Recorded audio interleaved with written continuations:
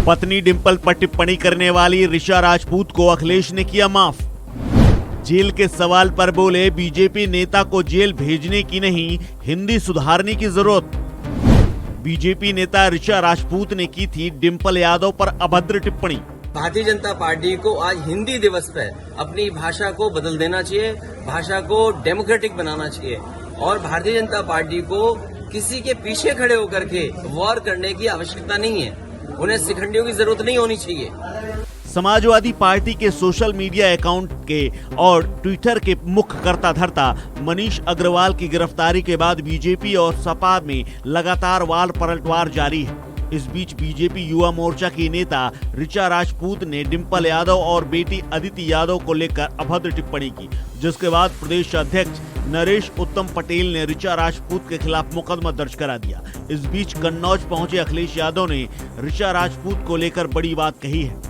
ऋचा राजपूत को लेकर पूछे गए सवाल के जवाब में अखिलेश यादव ने कहा कि मैं किसी महिला को जेल भेजने के पक्ष में नहीं हूं, लेकिन आज हिंदी दिवस है, ऐसे में मैं चाहता हूं बीजेपी अपनी और अपने नेताओं की हिंदी सुधारे। भारतीय जनता पार्टी को आज हिंदी दिवस पर अपनी भाषा को बदल देना चाहिए, भाषा को डेमोक्रेटिक बनाना चाहिए और भारतीय जनता पार्टी को किसी के पीछे खड़े होकर के वॉर करने की आवश्यकता नहीं है, उन्हें शिखंडियों की जरूरत नहीं होनी चाहिए। बता दें कि इससे पहले अखिलेश ने पत्नी और बेटी की टिप्पणी पर कहा था कि सीएम योगी के इशारे पर यह सारी टिप्पणी की जा रही है, इसके पीछे कौन है ये पता लगाया जाना चाहिए। अखिलेश यादव ने उत्तराखंड के जोशीमठ में जमीन धंसने की घटना पर भी चिंता जताई।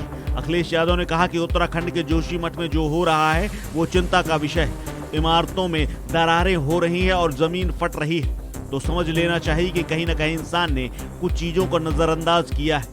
अगर विज्ञान और वैज्ञानिकों के विचार को नहीं मानेंगे तो इसी तरह की घटनाएं होंगी। तो जोशी मठ का जो सवाल उठा है ये बड़ा सवाल है और चिंता का विषय इसलिए है कि अगर हमारे पहाड़ों पर दरार हो रही है और जमीन फट रही है तो समझ लेना चाहिए कि कहीं ना कहीं इंसान ने या हमने कुछ चीजों को नजरअंदाज किया है। अगर हम साइंस और साइंटिस्ट की अप्रोच को और एनवायरमेंटलिस्टों की अप्रोच को नहीं मानेंगे तो ऐसी ही घटना घटेगी।